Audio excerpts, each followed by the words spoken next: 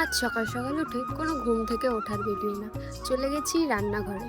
তো আজকে করব পাঁচমিশালি তরকারি। প্রথমে ভেবেছিলাম পাঁচমিশালি করব, উচ্ছে, পটল, কুমড়ো, গাজর, আলু, টমেটো, তারপরে বিনস, পটল সব একসাথে পাঁচমিশালি করব। তারপর ভাবলাম না, শুক্তো করি, আমার শুক্তো খেতে খুব ভালো লাগে। এখানে সর্ষে, আদা, লঙ্কা পেস্ট করে নেওয়ার পর গুঁড়ো দুধ মিশিয়ে দিয়েছিলাম। শুক্তোতে গুঁড়ো দুধ দিতে হয়, তোমরা তো জানোই। তারপর করে নিয়েছিলাম বেগুন ভাজা, আর পটল ভাজা তো আগেই করেছি। তারপর ভেজে নিয়েছিলাম বড়ি। শুক্তো হবে, বড়ি দেবো না সেটা তো হয় না, এমনিই আমার বড়ি খুব ভালো লাগে তরকারিতে খেতে। তারপর দিয়ে দিয়েছিলাম শুকনো লঙ্কা ফোড়ন। পাঁচ ফোড়নটা ছিল না বলে আমি দিতে পারিনি।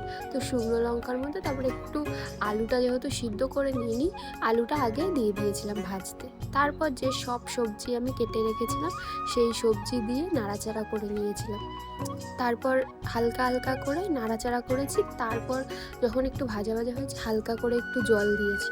জল দেওয়ার পর আমি না, যে ওই যে পেস্টটা করে রেখেছিলাম, সেই পেস্টটা দেওয়ার সময় না ক্লিপটা অন, মানে ক্যামেরাটাই অন করিনি, তো সেটা করা হয়নি। তো তারপর এখানে ফুটে গেছে, একটু দিয়ে দিচ্ছিলাম চিনি, আর তারপর দিয়ে দিয়েছিলাম বড়িটা।